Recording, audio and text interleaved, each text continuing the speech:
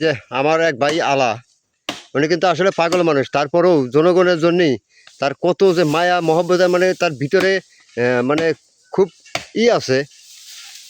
যদি তার এমন জনগণের প্রতি এত ভালোবাসা তার, যা অতুলনীয় বলা যায় না।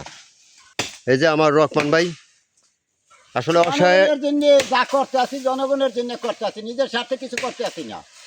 ভাই বেরাদারের সাথে করতে আছি। এরা ভাই বেরাদারে ডাক দিছে, টাকা পয়সার কোনো প্রশ্ন না, যেটার দরকার, যেটার স্বার্থ, কাজটা ভালো হইবে, দেখতে ভালো হইবে, সুন্দর হইবে, আপনারা চলতে ফিরতে ভালো পারবেন, রাস্তাঘাট ভালো হইবে, এইটা দিয়ে আমরা করতে আছি। আমার মানিক ভাই, মানিক ভাই, তুমি জনগণের জন্য কিছু কয়ে দাও, কিছু বলে দাও। আমার নাম মোহাম্মদ মানিক ফকির।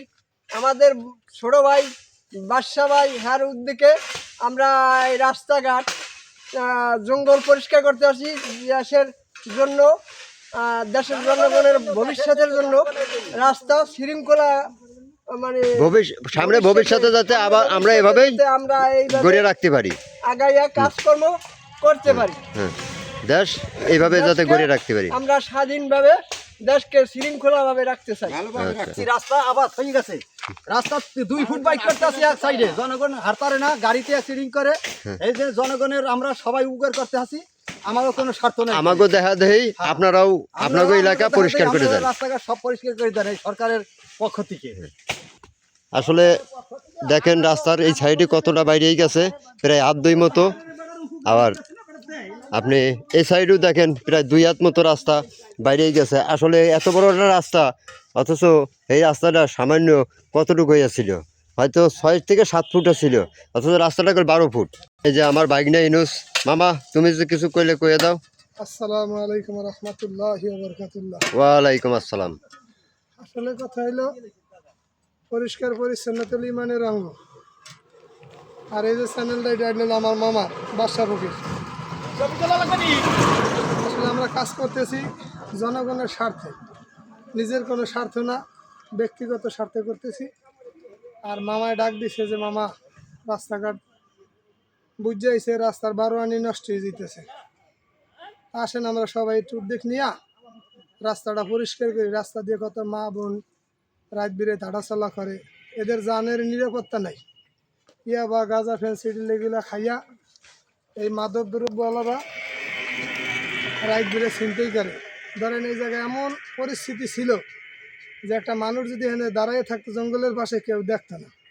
আর দাও লইয়ে থাক আর হুদা থাক আর যে অস্ত্র লিয়েই থাক আর মাদক লিয়ে থাক, কিন্তু এখন আমরা আল্লাহর রহমতে যেভাবে পরিষ্কার করছি, এতে 1 কিলো 2 কিলোমিটার থেকেও মানুষের দেখবে যে না এই রাস্তাটা পরিষ্কার আছে। তুমি কও। তাই এই রাস্তার জন্য আমরা ঘাম জড়াইয়া পরিশ্রম করে যে রাস্তা পরিষ্কার করে দিয়েছি। 2 পাশে ইনশাল্লাহ 2-4 হাত বাইরে, 5-6 হাত বাইরে গেছে। তা আমরা করতেছি জনগণের স্বার্থের জন্য। আমাদের এই চ্যানেলটারে আপনারা একটু লাইভ সাবস্ক্রাইব দিয়া রাখেন, কারণ আমার এই যে মামা যার এই চ্যানেলটা, সে কিন্তু অত্যন্ত গরিব। আসলে গরিব হইলেও দিনের প্রতি তার আগ্রহ আছে, যে মানুষের সেবায় সে সবসময় নিয়োজিত। তো আপনারা একটু আল্লাহর দিকে চাইয়া লাইভ সাবস্ক্রাইব দিয়েন।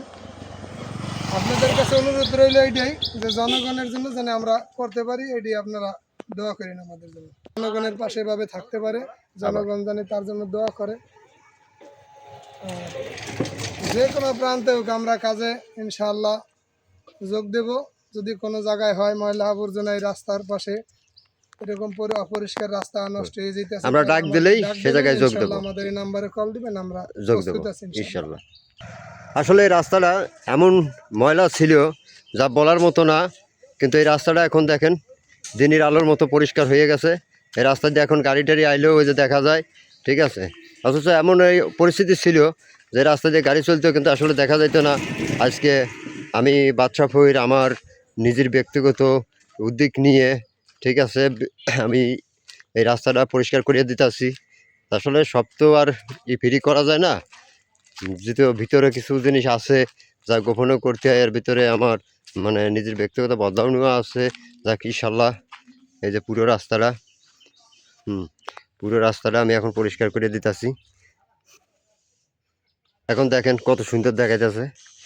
আর আজকে আমি আর সামনে কতটুকু করে শেষ করব ইনশাল্লাহ আবার কালকে ওই জায়গায় তে ধরিয়ে আমি সামনের দিক অবগত হব এবং একজনের চেষ্টা করব এবং পুরো রাস্তাটা আমি পরিষ্কার করব।